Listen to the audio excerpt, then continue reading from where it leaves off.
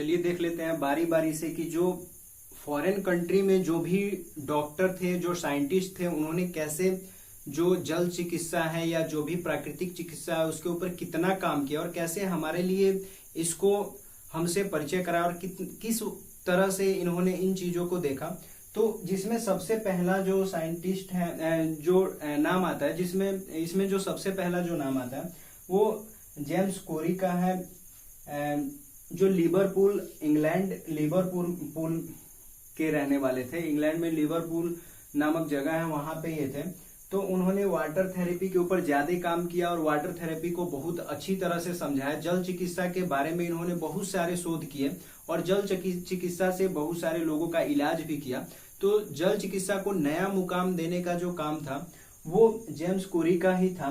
उसी तरह से सर जॉन फ्लायर जो है वो इंग्लैंड के लीचफील्ड के रहने वाले थे। इन्होंने भी जल चिकित्सा के ऊपर ज्यादा काम किया, जल चिकित्सा से लोगों को परिचय कराया। उसी तरह से नंबर पे जो नाम आता है वो है लुई कूने का।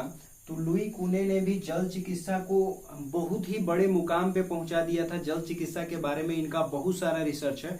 इन्होंने जल चिकित्सा से प्रभावित होकर के जल चिकित्सा के बारे में 2 किताबें भी लिख दी। इनकी चिकित्सा की जो प्राकृतिक चिकित्सा पे जो किताब थी, the new science of healing और the science of facial expression, भी इन्होंने 2 किताबें लिखी थी। द साइंस ऑफ हीलिंग और the science of facial expression, 2 किताबें इनकी लिखी हुई थी। उसी तरह से अभी भी जो जल चिकित्सा है, जिसमें हम आयुर्वेद में मेहन स्नान पढ़ते हैं, उनको लुई कूने के नाम से लुई कूने बात भी कहा जाता है। तो इस तरह का इनका योगदान था चिकित्सा, जो जल चिकित्सा थी उनके ऊपर, प्राकृतिक चिकित्सा में। उसी तरह से विंग प्रेनिट्ज जो थे वो फादर ऑफ वाटर थेरेपी के कहलाते हैं। अगर कभी भी जल चिकित्सा के जनक का नाम पूछा जाएगा तो विंग प्रिस्टनीज जो थे आप उसका नाम लेंगे। सेबस्टियन नीज जो थे उन्होंने बहुत किताबें लिखी, जिसमें वाटर क्योर नाम की एक किताब थी, वो बहुत ज्यादा प्रचलित हुई और वाटर क्योर को फिर हिंदी में ट्रांसलेट किया गया। और ये हिंदी में ट्रांसलेटेड जो बुक है आरोग्य मंदिर के द्वारा प्रकाशित की गई, आरोग्य मंदिर गोरखपुर के द्वारा प्रकाशित की गई। अभी भी ये जल चिकित्सा के नाम से आपको गोरखपुर में मिल जाएगा। अलग अलग प्रकाशनों में, अलग अलग जगह पे भी आपको ये हिंदी एडिशन में आपको ये बुक मिल जाएगी, माय वाटर क्योर का। तो जिसको सेबेस्टियन नीप ने इसको लिखा हुआ था। तो सेबेस्टियन नीप का भी काम प्राकृतिक चिकित्सा के ऊपर भुलाया नहीं जा सकता, बहुत ज्यादा योगदान था। उसी तरह से आर्नोल्ड रिकली जो थे 1848 ईस्वी में ऑस्ट्रिया में, इन्होंने क्या किया, एक वायु और सूर्य चिकित्सा का एक केंद्र खोला। मतलब कि जहां पे वायु से और सूर्य किरणों से चिकित्सा की जाती थी लोगों की, जिसको प्राकृतिक चिकित्सा का ही रूप कहेंगे।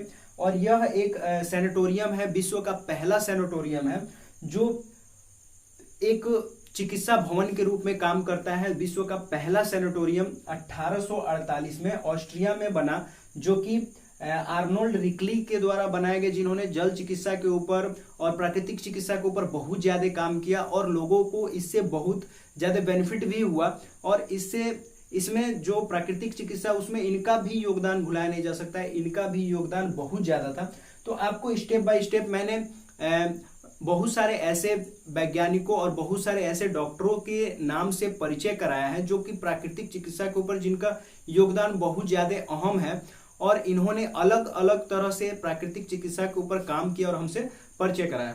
तो अब जो नेक्स्ट जो टॉपिक है उसमें मैं आपको बताऊंगा, यहाँ पे जो भी बताया गया है वो प्राकृतिक चिकित्सा का विदेशों में विकास बताया गया है कि हमारी जो प्राकृतिक चिकित्सा थी जो प्राचीन में किस तरह से उसमें बदलाव आए थे और धीरे धीरे उसमें लोप हो रहा था। तो विदेशों में जो पश्चिमी देशों के जो डॉक्टर थे या जो साइंटिस्ट थे, जो चिकित्सक थे, उन्होंने इस पे कैसे काम किया और कैसे हमारे बीच में इसको धीरे धीरे डेवलप किया।